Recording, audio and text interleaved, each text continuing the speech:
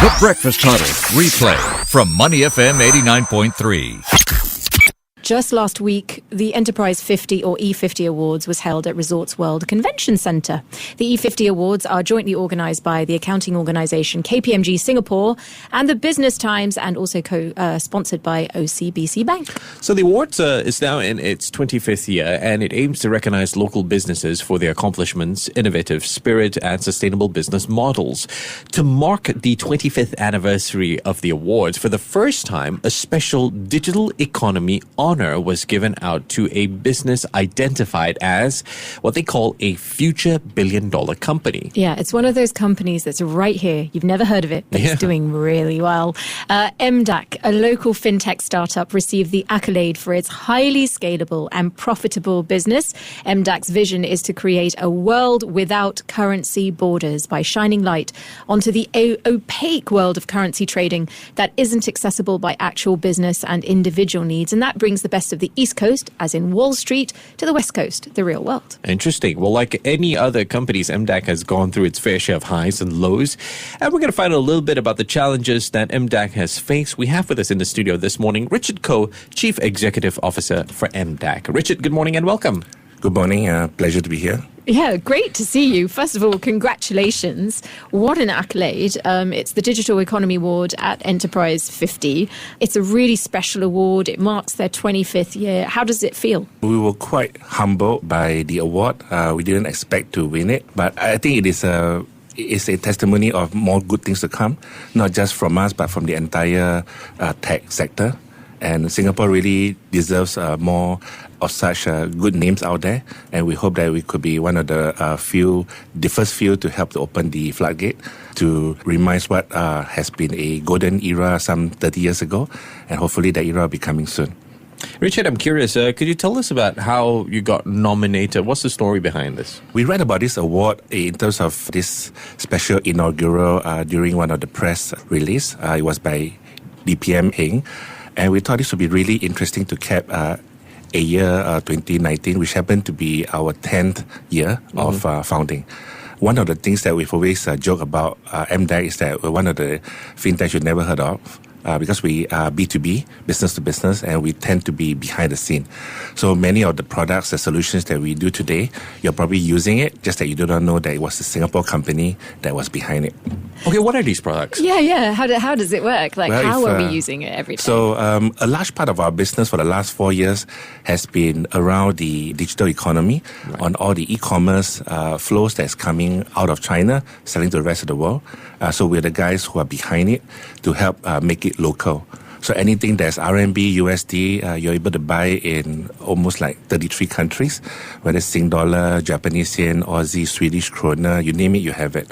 And this came from a very basic hypothesis we had at the beginning of the founding of the company, which is that price certainty leads to commitment in transaction. If you are sure of something, you tend to be more willing to do it. And we wanted to test that theory or the hypothesis in the e-commerce space. Because in the first 6 years of most of this e-commerce platform, like the Amazons or the AliExpress of the world, you tend to be only able to see the prices in USD. And you use your local credit card to pay for it. And it was your card scheme, your issuer, your acquirer that does all the conversion. So in a way, you're buying something without knowing the price until 48 hours later, it hit your online statement, which is really strange. Why would you be buying something that you do not know the final price? So we aim to change that by making everything local, home currency pricing to the customer. And that has actually helped to increase sales by almost threefold, because there's the phenomena in online shopping especially called shopping cart abandonment.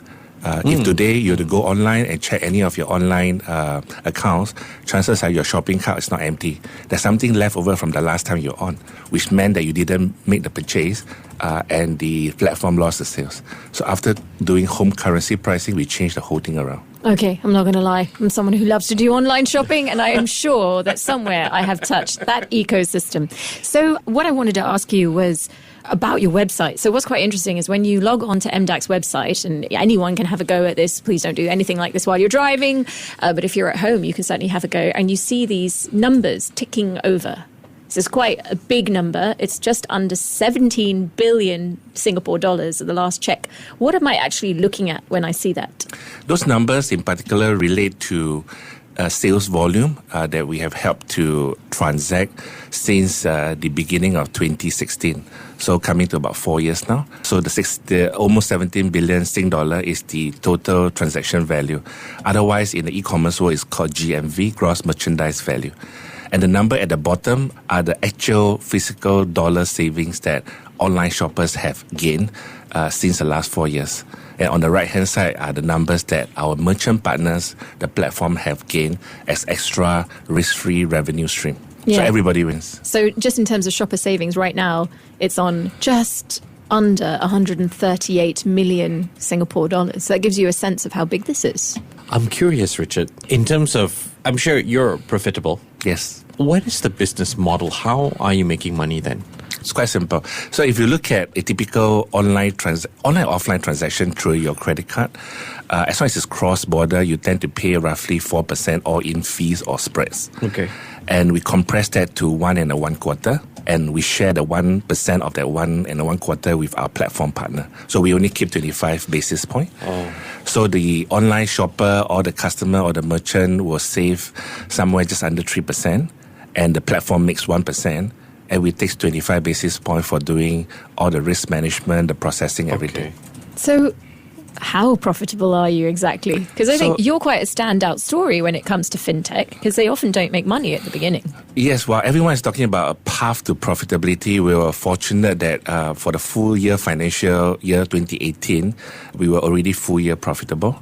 I can even share some numbers on the ACRA. Anyway. We love numbers. Go ahead. You pay $5, you get a number. So I'm just going to give it to you. So last 2018 processed 6.6 billion of flows on a revenue of 43 million and a net profit after tax of more than 6 million. Alibaba and Alibaba's interest in M-DAQ. Perhaps you can give us some background, Richard. Actually, it was Ant Financial which led our Series C investment back in November 2015. Okay. So strictly speaking, it wasn't Alibaba, it was Ant Financial. Right. So by association, Alibaba, in that sense. Yes. And that was actually a pivotal moment because for the first 6 years of our company, we were focusing almost entirely on the stock exchange business. Okay. And we realized that we need to pay the bills, test our hypothesis, and there was an opportunity for us to try something different in the real world. And we did a hackathon that lasted about 4 days during the Chinese New Year period in 2015. Mm-hmm. And out came the product called Elliott, which changed our little world. That apparently is your most innovative platform. Tell us a little bit more about it. In the FX world, for foreign exchange world, most of the models, the traders, the hedge fund, they typically look at foreign exchange as a supply side problem, meaning everyone is trying to price it looking at the future, like a crystal ball. But really, no one can know the future. Black swan events will happen and you'll throw the entire model out of whack. And everyone is trying to guess the price in the next 1 minute, 1 second, 1 day, 1 week. And 60% of the time you can get it right, you're considered very good. We decided to look at it from the other way, which is to look at the demand side. And if we know for using back data testing that in a particular country, thereby the currency, what is the next 24, 48, 72 hours of demand? And we can predict that, we can hedge that position. And therefore, we are able to guarantee a price much lower than what a traditional risk function in a bank could do. And we can do it by a factor of 5-10 times better. You've recently received fresh funds from a pre-Series D equity round, so funds from South Korea's Samsung, Japan's Nippon Telegraph and Telephone, so NTT. It means it brings your valuation to some 500 million Singapore dollars. These are huge names. How have you managed to get such big names behind you? Those numbers are pre-money, so post-money is a question mark. Right. But actually, other than being profitable 2 years back, we still have sufficient cash and we're not burning. So theoretically, we have an infinite runway. So why did we raise more money? There are a few reasons. One of it is in order for us to diversify our revenue stream, you need to work with incumbents who are the strong players in each of the ecosystem. So for us to enter into Japan and Korea, we have to work with the big guys there. And this is why the investment took place. In other words, in exchange for entry into the ecosystem, we took some new money, which we actually didn't really need to have. But now that we have a sort of a war chest in excess of 50 million, next year, 2020, will be an interesting year because there'll be a lot of headwinds in the global economy, and some startups may have a liquidity crunch. This will present M&A opportunity for us to be able to do something with the war chest. Oh, that I'm curious now. So do you have your eye on anything? Sort of what might you have your eye on? We're currently actively looking at 6 specific companies. Half of them are actually our client. So we are looking at vertical integration. That means getting closer to our client and to our client's client to see whether can we help them in addition to just solution, but also capital. And in addition, we're also trying to diversify by broadening our width to see what are the ancillary companies out there that could allow us to attach our solutions to it in order to address a new market. So we're looking both at horizontal and vertical M&A. And these 6 companies you mentioned are from South Korea and Japan? No. They are from Southeast Asia. Southeast Asia. But your move into South Korea and Japan, very interesting when it comes to the tech space. Are you anticipating any challenge moving in? Why specifically did you decide on these 2 countries in North Asia? We were looking at a ASEAN +2. So ASEAN is definitely our home base, and we intend to be the first port of call for anything that's cross-border. And many of the tech companies, large and small out there, which does a cross-border, chances are behind the scene, part of the solution might have come from M-DAQ. Just that due to NDA, we do not disclose them. But we felt that there's a lot of inflow and outflow between the 2 countries in North Asia, particularly Korea and Japan. So we set our sights on there. Part of the reason is also my CTO, who's employee 002, he's from Japan. And we have, therefore, a natural local advantage. Right. Well, these things make a big difference, don't they? What is really fascinating me about your story is that you're one of those unusual fintech companies that's become profitable very quickly. But you said that for 6 years of your business, it wasn't so great, and then you had to pivot. What was your biggest lesson as a result of going through that period in your history? Well, I would say we pivoted in coming out with a new solution, but we didn't pivot away from our original plan. Because many of us came from the FX market. We spent our entire career, and we wanted to really change the world in that space. We felt it's very opaque. We want to shine a light to the real world. And that it's not something we have given up. Just that in order for us to last longer, some sales cycle could be very long, could be 10 years, 15 years. We need to be there when the market is ready for us. In a tech company, there's only 2 circumstances or scenario. One is either you're too late or one is you're too early. If you're too late, then basically you failed. If you're too early, you must have staying power. And we decided that we want to stay on because we realized we were maybe a decade too early for the original product. But that product is coming soon to a screen near you. So hopefully after 10 years, we are able to finally launch that. What do you do in that scenario? You just simply hold out and wait to launch the product? No, in 2012, like all companies and startups, we survived on cash. And 2012, October, we ran out of cash. Sure. So actually, the company died once. But at the time, we told all the staff that, your payroll is going to be the last one next month. We don't owe you money. But those who want to stay on, you're welcome to. Those who want to leave, we understand. And about a dozen of the core members stayed on. So we persevered through about 11 months of no pay.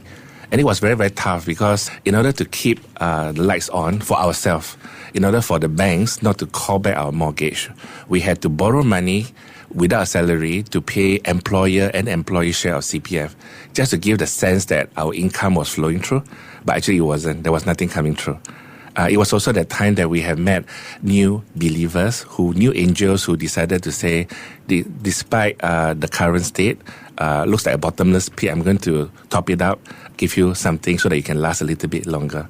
And some of them became good friends, and one of them became my COO recently. Called him out of retirement after an illustrious career. Yeah.